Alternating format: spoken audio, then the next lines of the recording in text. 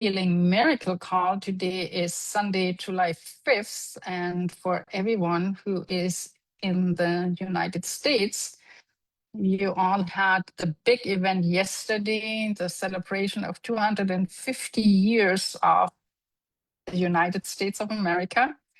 So congratulations to that. And for everyone else, welcome this morning to our beautiful call. Most of you know me. My name is Cornelia Merk, and I am the host today. I don't quite know yet if my co-host Lisa is actually coming today. I tried to reach her and I could reach her. I'm here. She's here. Where are you? I'm here. I don't know how to add the name. Oh, here we go. Wonderful, Lisa. Let me just rename you. Yeah, thank you. So everyone knows. Yeah, because I didn't see you. Thank you. That's okay. And I see quite a few people that I want to welcome. So we have Robin here. We have Lynn here. Welcome, Lynn. And Anya is here. And then Beverly and Nasib. Elmao, welcome. Good to see you. Jennifer, so good to see you. I really enjoy seeing your face here. And then we do have Christine here and Rhonda. And we have Rhonda here, Judy, Linda, Shifra is here, and Catherine is here. Judy Lamar is here. So, and Brett I see as well. So welcome everyone to this special call today. And we are kind of continuing what we have done and spoken about last week, where we were talking about grief and losing someone who is really dear to us, and how that impacts our life and how we all grieve differently. And I want to share the story of my own personal loss that I have had this year, at the beginning of the year, and how I dealt with the sudden death of my best friend of nearly 23 years. That was completely unexpected, and how my journey of grief went for me. And I hope that some of what I'm going to share with you will kind of give you some perspective of how we can deal with grief when it's happening close to us and somebody close to us leaves us. And but as usual, I would like to get the disclaimer out of the way. So Rodel, if you could, or Robin, you can show the disclaimer. So everything that we are saying today is actually kind of meant as suggestions, and it's always what we're saying is for informational and inspirational purposes only. There is definitely no diagnosis, or we are not treating any medical, physical, psychological, or emotional conditions. And you are always advised to consult a qualified healthcare provider regarding any kind of personal healthcare concerns. So, and that's just the kind of what we are have to kind of say at the beginning of each of our calls. Thank you, Robin, for sharing that. And then I guess before we really go into to get it out of the way, I would like Katie, if you could do the announcements. I would be happy to. It's so nice to see some new faces, and always our usual suspects. Thank you all for being this community. So we just had our monthly 3-day detox, and that happens at the end of every month, the last Friday, Saturday, and Sunday of the month. And that will be happening at the end of July again. Excuse me. There is going to be a 7-day mind, body, and soul liberation retreat in Sedona with Dr. Clint and some other hosts from August 23rd to 29th. And there's a link in the email newsletter about that. There's also a link for the Nepal trips, and there is a pulse clinic scheduled for Friday, November 20th in Austin. So if you're interested in having a pulse reading in person, that is available. And then a couple of Cryon events in Austin, November 21st, and also in Sedona with a Grand Canyon tour, March 5th through the 7th, and the 2027 for that one. So the links are all in the email newsletter. And a little quick announcement is we are not having a plant of the week this week because Ariana is taking care of her Great Dane, Maya. And I would like to ask for us all to just send some energy to them because this is a challenging time. And when we lose our animal friends, that's a hard thing. And so praying for Maya to be as well as she can be.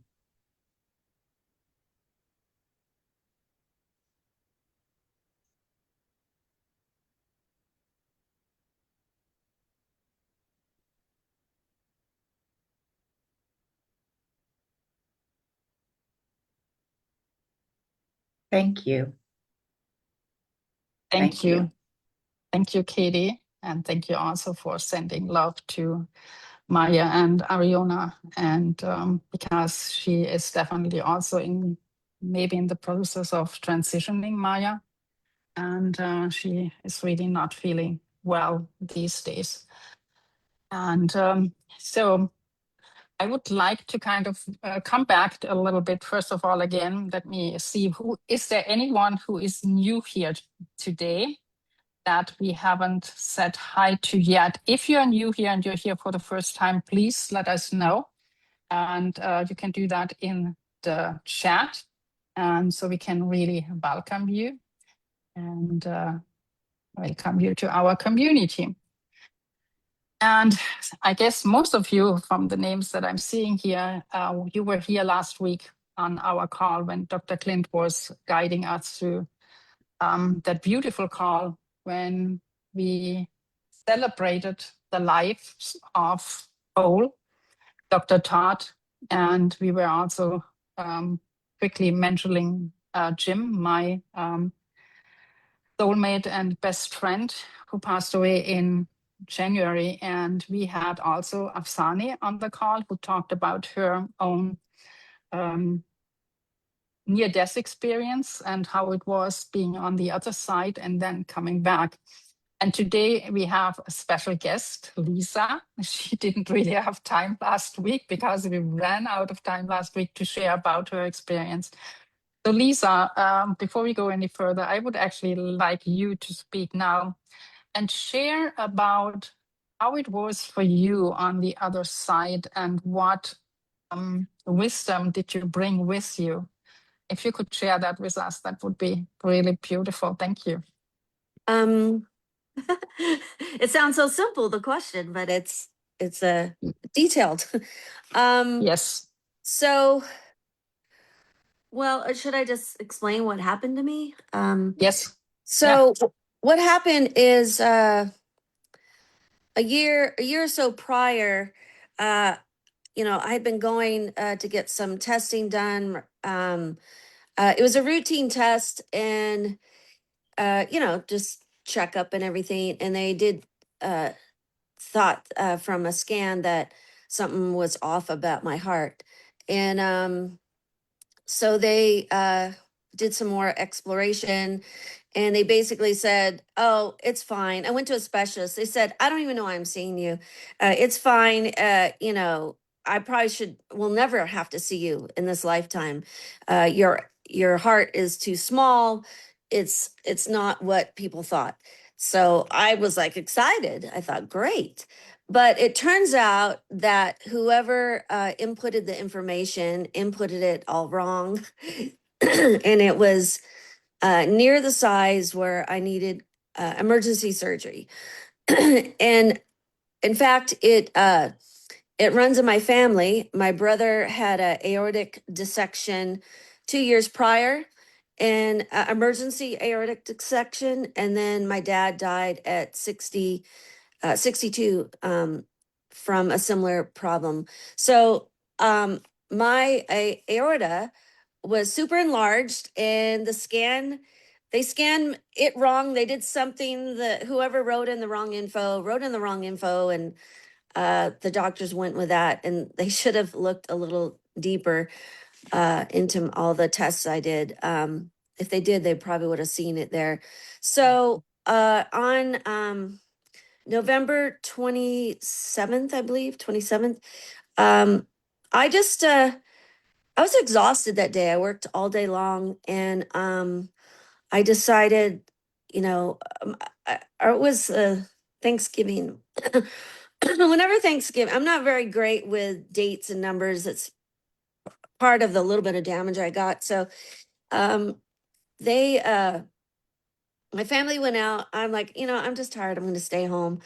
And I stayed home, just kind of cruising over the internet and stuff, and looking around, researching some stuff. And, I had a nice hot shower. I was in a robe and just all cozied up. And all of a sudden, I just got this feeling I just wanted to lay on the ground in the kitchen.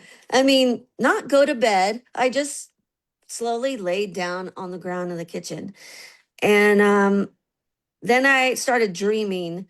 While I was there, I started seeing all these lights and colors and things spinning around me. And I had my eyes closed, but I didn't know what was going on. I didn't know what that was.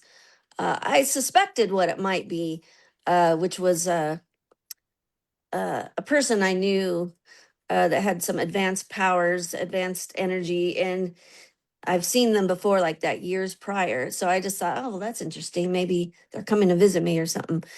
But then the next thing I knew, I heard myself saying, "Help me, help me." So I kind of woke up then, even though I was saying, "Help me." And my mom was like, "Lisa, Lisa," and trying to get me to sit up and lift me up, but I was dead weight. And then I passed out again, and she called a 911, and paramedics came and whisked me away. But unfortunately, they whisked me to this hospital in Palm Springs.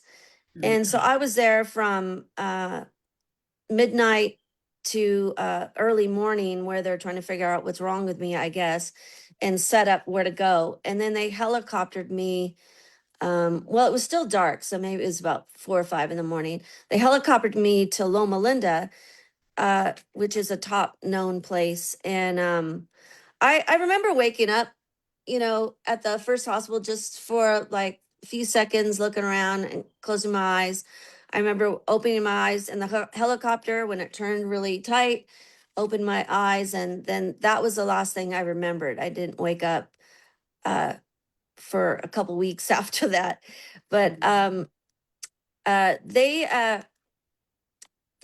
figured out what was wrong with me, and my aorta, closest to where it beats, the opening, it split open.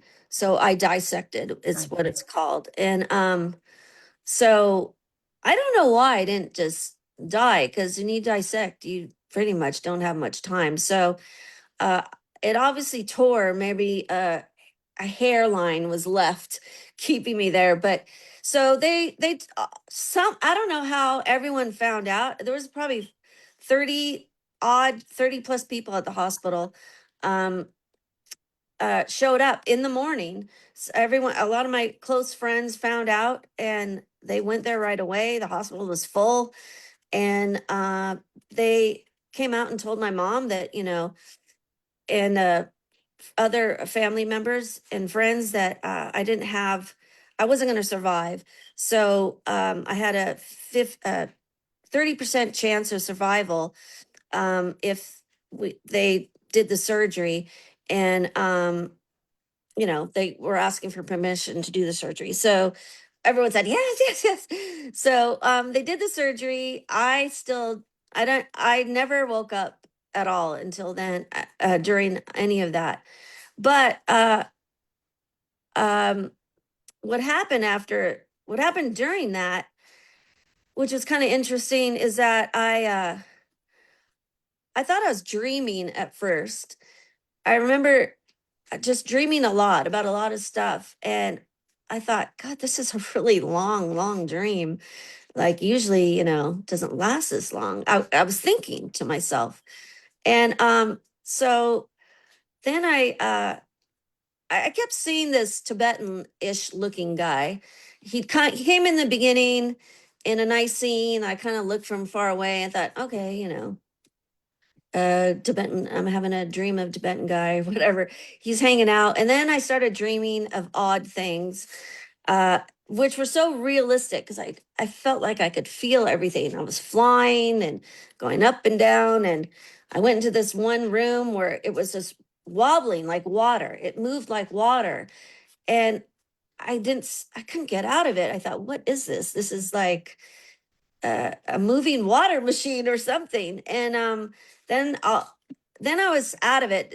I noticed as soon as I changed my thought, I would move immediately to something else instead of trying to figure out where I was. So then I got used to it a bit, and then I was in a I was in a room with women counting drops of water. I mean, I was looking at them like, are these people crazy? Like, why are they counting drops of water? And so I started counting with them, but they said they had to count because it had to keep things going. I had to keep things moving, and we had to keep it going. So I felt I was there for a lot. I wanted to be a good Samaritan and count as well. And then I'm like, oh my God, I gotta get out of here. And then why don't I wake up from this dream? And then I went to this very psychedelic kind of area, and just everything was rolling and moving too, and depending on what I was thinking. And so I took note of that again. Then all of a sudden I was able to merge out of it. It was like I was in this liquefied water. I got out of it and went back through the top, and I looked down and I could see all of that weird movement and kind of creatures were in there, but nothing mean looking. It was just life was in there. It was very odd, but it was very geometric and psychedelic almost. And I thought it was weird. So then I was on ground, and then that guy appeared again. And the Tibetan guy, I was like, oh, finally, like someone normal and not moving around and counting drips of water and doing odd things, and rooms spinning and moving. And um so I said hello, but not in a voice. I like greeted him, and he greeted me, and he wanted me to sit with him. And we were all of a sudden overlooking like a cliff, a view of a cliff. And the sun was really bright. It was really, really big, I noticed. And I asked him about the sun, and he said, this is the central sun. This is not the sun you're used to. Your sun is very, very far away. And he flashed an image how far where I used to be, which is Earth. And he said, you're at the central sun. It's the seventh sun. But it's not like planets, it's suns. And so I just thought, oh, okay, I've heard it before, but I don't know what that is. And so we just sat there. He explained more to me where I was. He didn't say you're dead or anything. He didn't get into any of that. He just started explaining life there. And some of it I kind of forgot, but I took notes down, but I can't see that well, so I can't even read my own writing. But so we were there for a while, and all of a sudden, yeah, just trying to think what else he said about the seventh central sun. Uh, he he just kept indicating that I was far from where I was. Like I said, no one said I was, dead or anything like that, because you're not really dead. You're just somewhere else. And it's very much alive and moving, and life. It did look like a planet I was on, but bigger. Uh, and I did see dirt and things like that there. And so I decided to leave him. I just said, okay, well, bye. And I got up and I flew. I flew to a mountain range close by where he was at. And I just wanted to look around because I didn't know exactly where I was. And I saw other people, but everything, other people were flying, but everything was fast and jetting, going each direction. We're like little flies or something, going really fast. And I kind of hovered in that area a little bit. And I just wanted to see more and explore more where I was. And then all of a sudden, that was it. I left that area, and I had other vague dreams or thinking I was dreaming, but I didn't know. But I didn't wake up for, I don't know, maybe 10 days or something by the time I had the surgery. But I couldn't see out of my eyes. Both eyes were blinded for a few weeks. So I felt like I was trapped still in a dream. And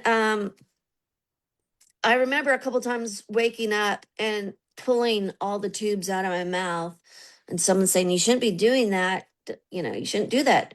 You got to leave them in." And I just like ripping everything out.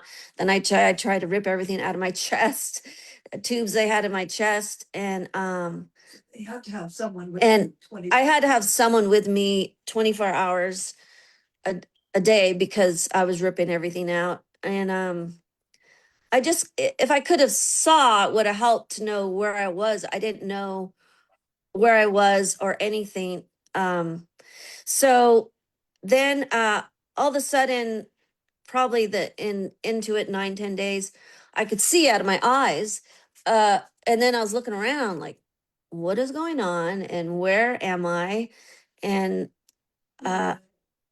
I you're gonna have to get the dog. I have an old dog. He just woke up. And I wasn't frightened, but I didn't know where I was. I didn't think, am I dead? But I didn't know if I was in a dream because I didn't know. I couldn't, my brain still hadn't, because I got some brain damage from the stroke, hadn't processed yet my identity even.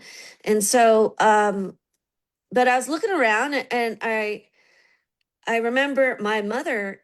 I didn't know she was my mother at the time. She came up to me and had a mask on and big smile, and I just thought, well, this person's acts like they know me. They're being friendly, so gave me a big smile, and I said hi, and they were really excited because the first time I'm talking that I recognized them, but I really didn't know who they were. And other friends came and were acting like we're old buds, and I was kind of smiling and nodding. I didn't know really who they were either.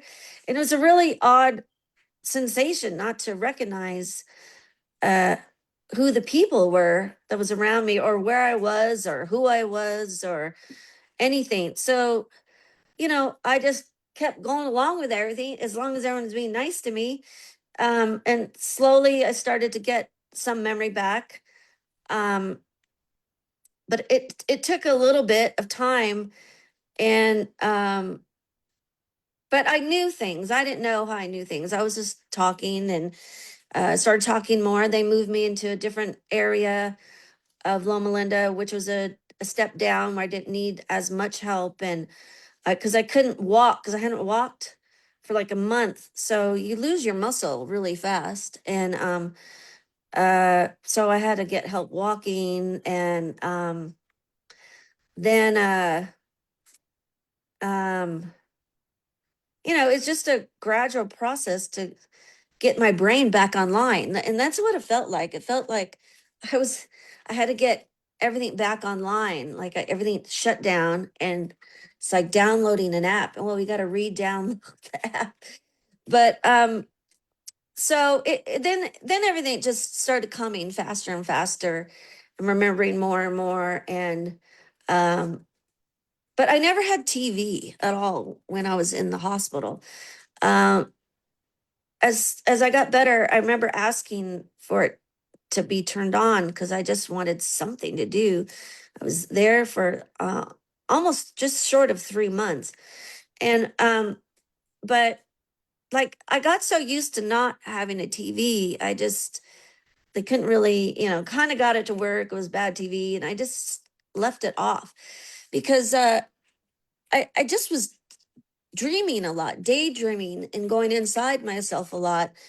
And supposedly I had no kidney function at all. They were doing dialysis on me. I still had tubes, and they had tubes in my neck. When my neck stretched here, they had tubes going down into my heart from all that. And I was just kind of whatever, say la vie kind of attitude, and feisty too. I was feisty. And I was just, when I finally could walk, I was just up and walking everywhere. And eating then by myself, I kind of mastered things pretty quick. But then they did this procedure because I guess my kidneys still weren't functioning. And they put it down in my neck and through into my chest. And it's where water can funnel through, and it connects to your heart. And so water flushes in your body. And that's a way to do dialysis. And but right after that, I started to not be able to breathe that well because I think they punctured something. So they had to, my lungs were filling up with fluid. They had to drain my lungs twice, which is not a fun thing to do. My lungs filled up literally to the top of fluid. They drained a huge bag of fluid out twice. And after the second time doing it, I just said, next time, just let me go. Like, I'm okay just dying. Like, I can't, I can't do this. This is not a fun thing to do. And I just didn't want to go along with that anymore. Like, why is my body filling up with fluids? Like, what's going on? Why can't you figure it out? I was telling the doctors this, and they said they just didn't know. And Lisa, yeah. I would actually like to ask you if there's anything from the other side that you kind of probably were at certain points during your coma, and that you kind of, particularly the beginning, is there anything that, like a message that you got that you would like to share with us that kind of stood out to you?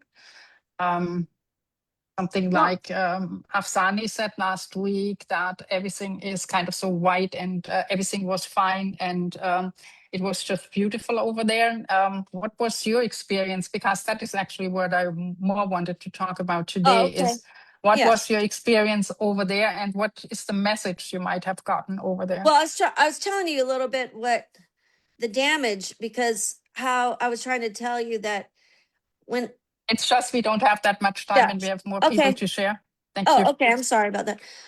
Well, let me just finish my thought. The thing about let me just wrap it up then. The damage part that I had, I remember laying there and deciding that either I'm going to go or I'm going to heal, and completely. So I then took charge of my life in the hospital, and I said, because I had constant pain, and and I couldn't eat either. So I made a decision. I said, obviously I need a fast or something, and I said, I'm not going to listen to you guys anymore. So I stopped eating for 3 days. I just drank fluids, and they came in. They said, everything's normal now. They scanned everything. Everything's normal. You're draining. You're not drowning anymore. So fasting and taking charge, even that condition, was very helpful. So literally, I got out of the hospital within a week of all of that when I thought I was dying. So I was using a lot of visualization because I wasn't watching TV. I was in my mind a lot, even though it was different than from just dying. I was seeing myself just being healed, and I just kept saying, well, that's not my reality. They kept pushing realities on me, of like, you're going to be on dialysis the rest of your life, and they're trying to push things on me to get permanent implants of things. I looked, I thought, that's craziness. That's not my reality. And I said, no, no, no, and they kept on and on and on, and they sent me to different places even when I got out of the hospital, I went to dialysis 3 times a week, and they're insisting I'm gonna, you only have 7% kidney function now. I go, well, I had 0, you know. They said, well, you're gonna end up being on this. I go, think what you want. And I got, so within 2 months, I went from 7% to 38% kidney function. And I got off all the contraptions and everything. So I wanted to get to that part that everything I realized, that I was thinking kind of branched my reality of what was going on, like depending how certain I felt about it. So once my brain kind of got back online, I so even now they've told me I'm not going to be able to do this and that and that, and you're not going to be able to see again and do, and I'm thinking that it's not my reality. And like I said, I'm going to, I will. I don't know how and when it's all going to happen, and that's fine. I don't need to know, but I will. And I'm getting better and better every day. So I wanted to make sure I got that in, because they left me for dead, but not they didn't leave me, but I mean, there wasn't a high hope for me even surviving. So, anyways, back to the things I saw. Uh, you're gonna have to open that Keep door. it short, please, now, because we have only half an hour left. Well, I Please. just want to say there is no real such thing as death. I know everyone has heard it before and everyone gives a little talk about it, but I was just as alive and awake over there. I just had more instant thoughts where I was appeared. And if I stayed a little longer, I would have, traveled. I was just getting used to it. I was just getting warmed up over there, seeing how this all works. And I might have been in a holding spot, even though I was at the Central Sun. I might have just been there because maybe they didn't know if I was going to go back or not. I was expected, I thought if I died, I would see a different other kind of things, and, glowing angels or something like that. And I just saw, a nice friendly Tibetan guy telling me what's going on. So, um, so I'm not afraid at all of going out. You're alive. You're just as alive there as you're here. And when I was alive over there, I didn't think of this life. I didn't think of this body. I did one time think like why I'm not waking up, but I didn't remember Lisa as Lisa. I was just me, the soul. I just, how I think now, like when you go in meditation and you're deep in meditation, you feel yourself, the self of self. And it's up to you how you're going to translate your outer world, how you see it and how it comes to you. And that's no different from when I was on the other side. Well, if I wanted to go Okay. here or there, that's what Okay. impacted me, the thoughts. Okay. Okay. Anyways, Thank you sorry, so you much, guys. Lisa, for sharing Okay. that. Yeah, we only have an hour for a call, Okay. and so All right. Well, thanks we for letting might me need share. to come back and share on a different call and share Okay. maybe more. But we have somebody else who would like Okay. to Sorry share. about that. But thank you. No, don't apologize at all. It was great hearing from you. So I call on Joseph. Okay. Thank you, Lisa, again, and I'm so Cheers. glad you came back. Yeah, me too. Okay, Joseph. Yeah, thank you. So a brief background of how I got there is a surgery that had ultimately become infected and lodged in my bones, and it's called osteomyelitis. And one day, the bone broke open, and all of the infection went through my whole body, and every joint, every organ, all of me was septic, infected.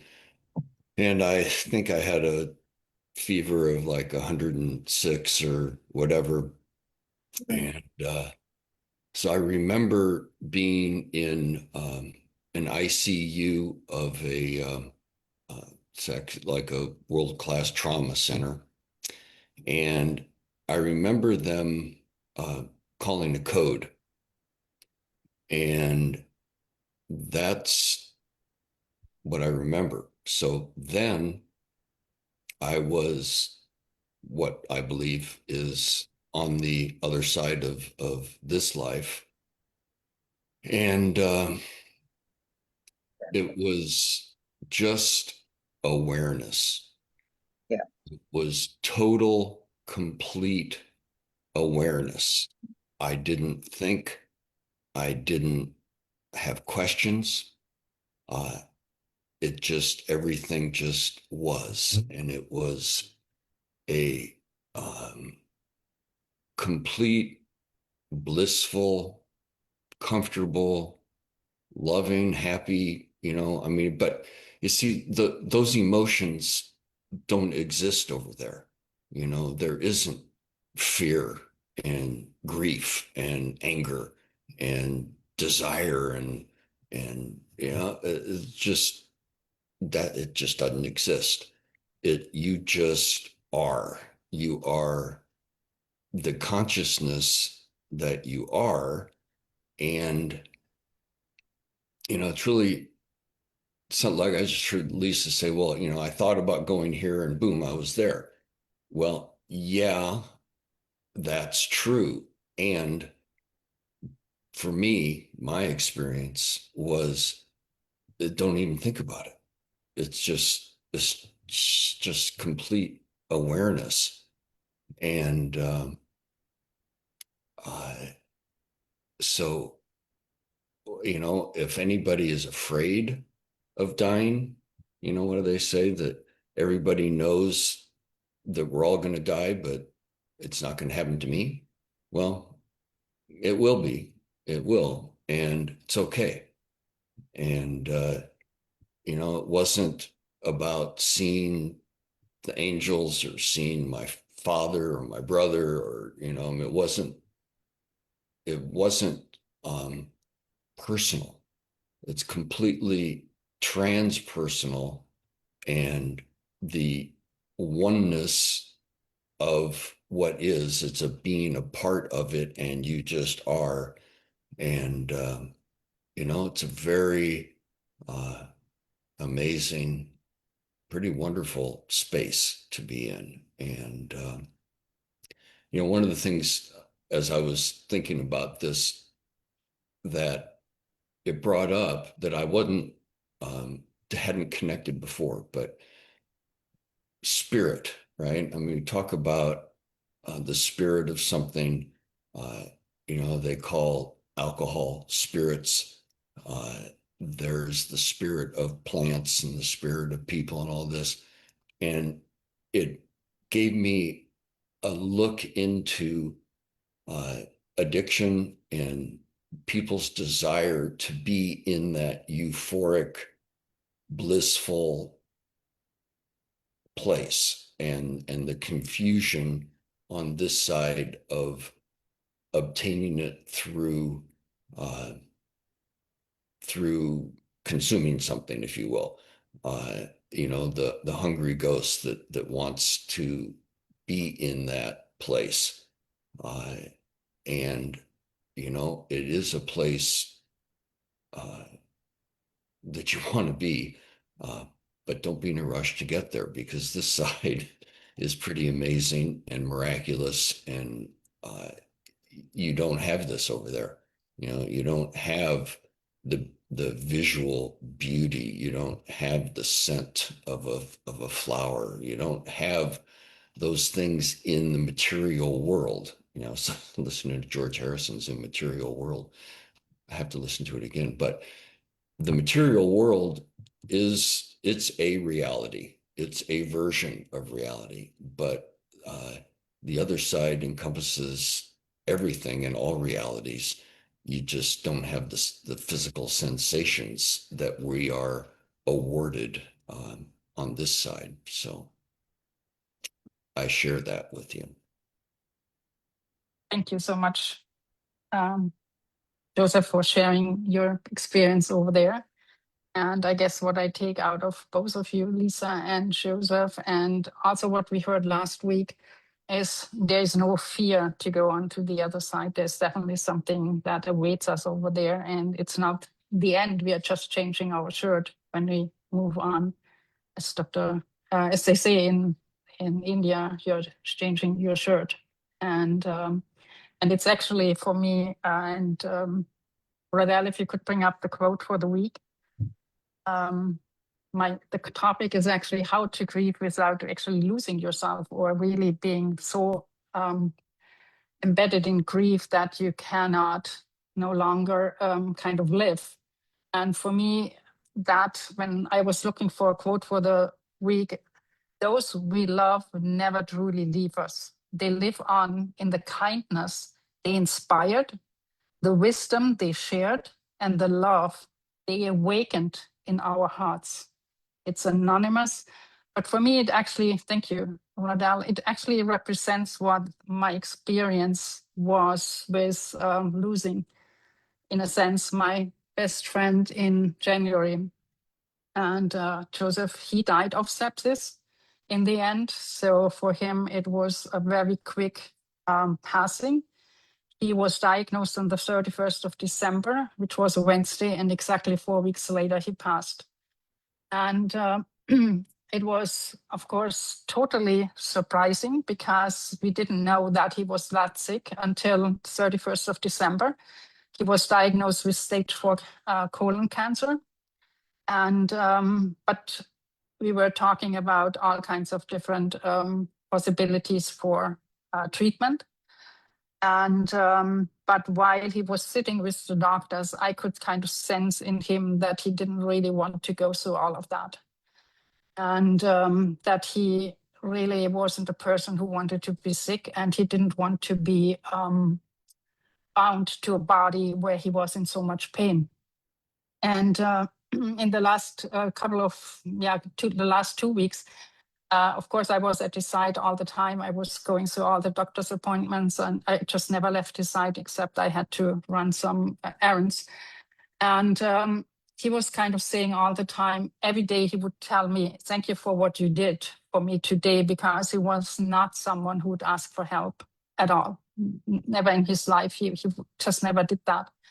And that I was there for him, he really appreciated that. And he shared that with everyone in his family, that he was so happy that I was around him, and he didn't want to actually be around anyone else. He knew that his sisters, his family, they wouldn't have kind of accepted his wish. And so in the end, he developed sepsis, and the moment the doctors told me that there was absolutely nothing they could do in the condition his body was, I was the one who had to make the decision to take him off life support. And I shared the story before. The night he actually died, we were sitting at, I was sitting at his bedside, and he was slowly drifting off. They had taken him off life support, and they had started to give him the medications that they normally give in order to keep the person calm. And when I opened up his Spotify, there was the second last piece of music or album he had listened to was Jonathan Livingston's Seagull, which is from Neil Diamond, and it's all about this seagull that wants to be free and soar and really live a kind of different life. And it was something that we had connected before with. And so it was something very meaningful to me that I actually found that in his Spotify account as second last he had listened to. So I was listening, I put it on, and we were listening to that whole song, like the whole album 3 times in a row. And I could feel he was so peaceful. He was just kind of drifting away. And I was holding his hand the whole time until he actually passed. And I went home, and of course it was kind of difficult. And I guess I shared with you already that was the moment I came through the door here in the house, my phone buzzed. And I opened it up. It was like midnight, and I'm kind of thinking, who's sending me a message right now? No one knew that Jim had passed at that point. and it was Dr. Clint, and he had actually felt my state, obviously, and he had actually sent me a message and said, I feel your heavy thoughts, and if you need to talk. So I called him, and we had this beautiful conversation for about 15 minutes, and it calmed me down, and I was really then in a place where I could actually go to bed and sleep. And then the next morning, and this is why I kind of wanted to share that with you. The next morning when I woke up, I was sitting on my bed talking to a friend and telling her that Jim had passed. And I was looking out on my porch, and some of you know, we had a, yeah, I still have the cat, and I have a cat flap. And there was this bird, a dove, and it walked right through that cat flap, and it walked right into the house, and it flew up on the ceiling fan. And the moment I saw that bird coming into, let me see, I don't know, you should see it now. So that is the bird that came, oops, sorry about that. It came in and flew right up there, and it was sitting there and looking down on me. And for me, it was, yeah, Jim had sent me a message. And even though he was that kind of person who would joke about things like that. And I said to him, yeah, you didn't quite manage to get me a seagull, but at least you got me a dove to come and visit me. But that was for me the sign that he had arrived on the other side and that everything was fine. So I took a lot of, solace in that knowledge that he had arrived and that he could still communicate with me. And of course, it was devastating. He left really, in a sense, in a way, a mess behind because we hadn't prepared for anything. And so I didn't allow me at the very beginning to really grieve. So the moment when I was thinking about him and I got that feeling coming up of grieving, I would just suppress it.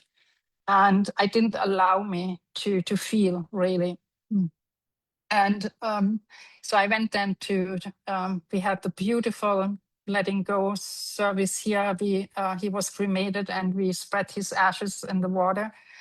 And we had a beautiful ceremony around that. And then I flew to Ireland to be with his family, where they had a memorial service where I met most of his family for the first time.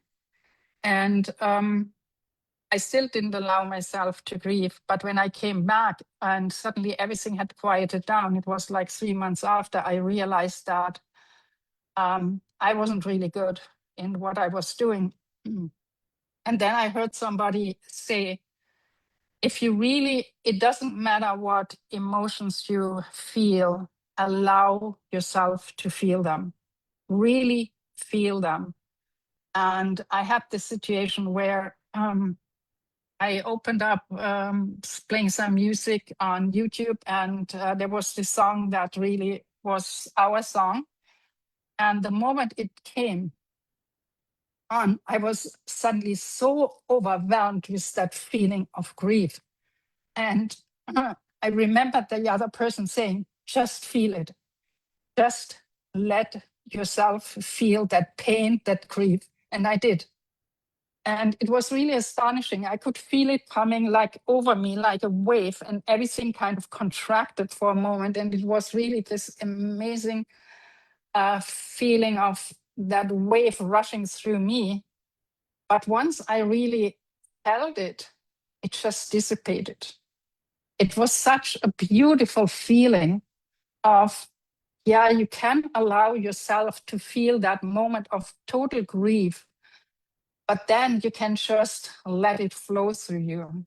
And this is what I have done since. And the knowledge that he's on the other side and he's in a very good place, but also my way of now dealing with the grief is, first of all, to allow myself to feel it when it comes up. But then when I think of him, and we touched on that definitely last week, when Dr. Clint was speaking and Cole's friend was speaking, and everyone who was speaking last week, it's really about what did the people that we were so close to and that we loved so much, what did they give us as a gift? And when we focus on that, everything changes, because then it's not so much the, in a sense, loss of they no longer being there, because then we are focusing on the beauty, the love, the gifts they gave up, the wisdom they shared with us. And for me, I can say Jim changed my life to a degree that I had never expected someone could change my life. And so I focus on that. When the grief comes up, I allow it to feel. But then immediately after that, there's always this incredible feeling of gratitude for what he gave me. And this is kind of what I wanted to share with you, because I think we are often so caught up in the grief more than actually in celebrating and acknowledging what the people have given us. And if we are so focused on the grief, we are not able to acknowledge the gifts they gave us, because they are so far in the background.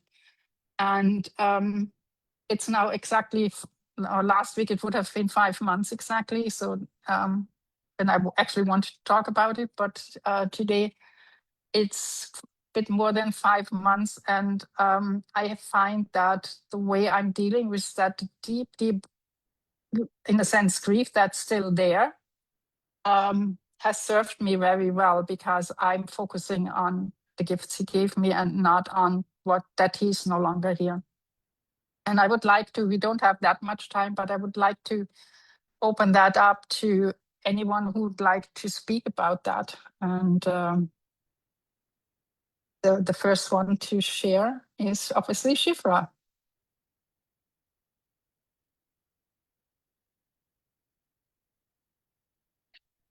Shifra, can you unmute, or do you need me to unmute you? I'm sorry.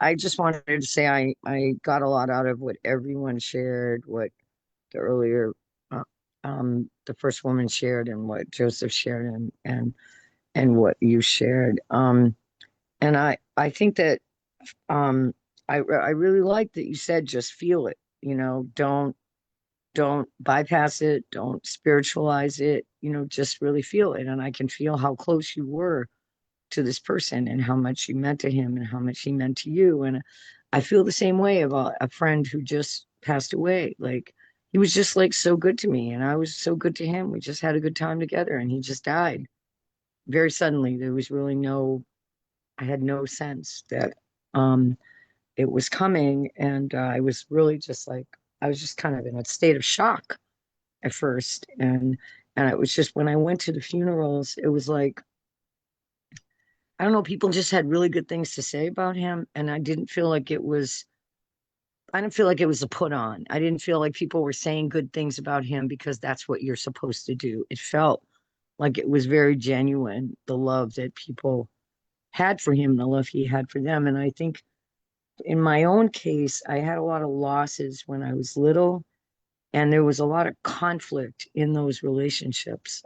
They weren't necessarily so benevolent. And so there's been a way, like my mom died when I was 6. And in a way, I'm still not over that death and the fact that, you know, we didn't have the best relationship when it happened, and the craziness that was going on around. So it can be a little more complex when the relationship has so much, when there's a lot of trauma involved in it, I guess. But I just got a lot out of that, you know, what was the gift of the relationship, and to feel the feelings, but not like sort of drown in them. And I just think that was really beautiful. I felt your heart. Thank you. Thank you, Shifra, for sharing. Nehemiah, and then Joseph or Susan. Nehemiah, keep it short, please, because we have like only a few minutes left. And you unmute yourself.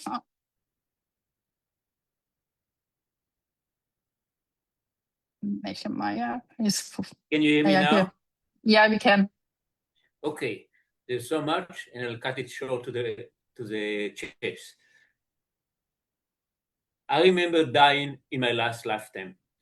I was the last surviving Jew in Ghetto Warsaw. I won't tell you the whole story, but always had a nightmare about dying from the Nazis. But at this time, the person I taught Kabbalah, I'm not a master, but I knew some in Ghetto Warsaw, a German man, had a pact with me that he'll kill me in a way at the end because he couldn't send me out because he would be dead. He killed me in a way that we both can watch. So here he is shooting me in my belly, and we both watch my soul going out as a witness. Then I wake out of the dream. It's the first time I'm in India, and this person is still in India now. So I ask, I understand why I am here because I've gone through so much. Why this person who killed me is here in India, in an ashram of a holy man? And then I was told that this person, when he came, he had so much bad karma that the elephant, he was very strong physically, the elephant of the ashram took him by the ribs and almost killed him, and he survived, and he had to do his own process, and I had to do my own process. So this is my not near-death experience, but this is, and I have so many more. I was born with death as my friend. The death of my father, the suicide in my family, but that's for another time. So thank you. I hope I was just in my timing, and I'll Perfect. share Thank more you. in my group. Thank you, Nehemiah, for sharing. Joseph or Susan? Yeah, just kind of back where I was. If I died, if there is a death of this body and this experience, I would say there is no real death because there was still consciousness and awareness and the feeling of love, and there was a pulling me back from the love that was around me, and it wasn't like a choice. It was just like I just got pulled back. If he had died, I would have killed him. and Got it. just a wisdom note from my mother. We were sitting in the hearse or in the limo, whatever, after my brother's funeral, and she just turns and she says, "Well, at least we had 69 wonderful years with him." You know, and for a mother to be able to say that in that moment was just love. Mhm. Thanks. Thank you so much, Joseph, for sharing that, because that's a very healing perspective to say that at the moment like that. Thank you. Katie. Yeah, this is such a wonderful call. And we've been hearing about people's experiences of death and what that's like. And that is so reassuring and validating, and confirmation of what I think we kind of know on some level, that is true, that there is no such thing as death. But for the people who are left, I'm wondering if it would be of value to have a call about grief and how what happens for the people who are left behind, and just wanting to acknowledge that there are a lot of feelings, there are a lot of social expectations, that there's going to be this deep grief, sobbing, whatever. And I do remember when my dad died feeling like, how is the world keeping on? Like, shouldn't everything should just stop? But the grief is an ongoing process, and I still, like many years later, once in a while get hit with this sadness or laughter of memory, or initially there was anger too, and that all of the feelings are acceptable and part of the process. Yeah, I just wanted to get that in there. Thank you. Thank you, Katie. And as they are saying, grief is the price you pay for loving deeply. So you really feel the depths of grief if you were really close to a person. And you're right. I'm sure I'm not over it, but I have my tools now to overcome that in the moment when I really go deep. That I can actually just focus on letting the emotion and the feeling run through me instead of stopping it from coming and fearing it, because the moment you actually allow it to happen, it will dissolve. That is kind of scientifically proven, that the body will then, it's really like a wave going through you. If you stop it, it will actually manifest as disease. And I just, before we go to Michael, and then we have to close the call very quickly. I spoke to Manira last week after the call, and she shared with me, she's not on the call, otherwise I would have called on her, that she actually got sick. She thinks that her disease that she developed was actually the unprocessed grief that she held after the death of her brother, that she couldn't come to terms with it, and she never allowed herself to express that, and she was just holding it in. And it was actually when she started to allow herself to, with all the help that she got with Ancient Secrets, but also the process of grieving, that she actually got better. And so holding on to the grief and really going into it and not feeling it is definitely, can be really detrimental to your health, to put it this way. Michael. I just wanted to say thank you to everybody for this beautiful call, and to really talk about the things that really matter in life, which may include death, may not, but just, you know, that realness of we're just all here in this life for this short time, and to live it up and to love it up, and to, that's it. Thank you. Thank you, Michael. I know you have definitely felt the grief as well in your life. And okay, so we have Linda, and while Linda is speaking, Robin, can you then set up the breakout rooms, please? Linda? Thank you for calling on me. I'll keep this short, but not perfect. When I found out about my dad's passing, I was at Starbucks in Mount Shasta. I ran a bunch of errands and was having a drink and a break from all that bicycling. I was about to go to one more store, and I took a call outside in order to get less background noise, and my Uncle Rod saying my dad had passed.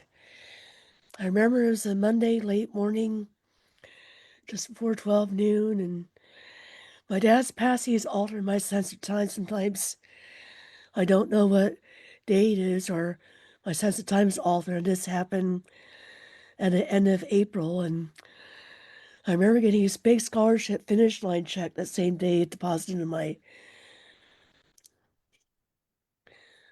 financial account, let us say. I was still wrapping up spring semester of school, and yeah, I remember my dad's wisdom, his sense of humor, and how prudent he was with money. And he was a systems analyst by profession, and we're still working out getting the rest of my inheritance. Our attorney is very overwhelmed, and I got to thank the Neptune Society booth at our 4th of July block party for helping my dad into heaven. Those are the people who cremate our loved ones if we get an account with them. Thanks for letting me speak. You're so welcome, Linda. Okay, so we are nearly ready to go, and I would already like to give you first of all, the challenge of the week. Is actually, I was thinking about that, what is a good challenge for the week? And I guess the challenge of the week is to write a letter to someone who is either has passed, or someone that is maybe towards the end of their lives, and you might want to thank them for the gift, the wisdom they brought into your life. And really sit down Already and did think that when he about them. passed. Great Yeah, challenge. of course, if you have done, yeah, that is that's the challenge for this I've week. written him a And couple of letters so far. That's a great challenge. yeah, and then I also want to kind of, during the breakout room, this is also what I would like you to share with the other people. What are the gifts of, just pick one person, either still alive or someone that passed. What are the gifts and the wisdom that you still carry with you, and the influence that they had on your life, to really think about that and be grateful for that, and to share that in the breakout rooms. And so before we go into the breakout room, Rodell, if you could then kind of play the song. I know we are a little bit late. And Rodell, if you could play I that. think Dr. Clint wanted to play the music in the next Sunday call, Cornelia. Okay, that's fine. You didn't let me know. Okay, we're a little bit late, so that's totally fine. So we will play that next week. And we will continue a little bit with that different angle with that topic. And so what we are going to do is to, as usual, rub our hands together and unmute everyone, please. And I love you, and I'm with you. I love you, and I'm with I'm you. with you. Love you. And I'm with you. Love you and I'm with you. I'm with you. You and I'm with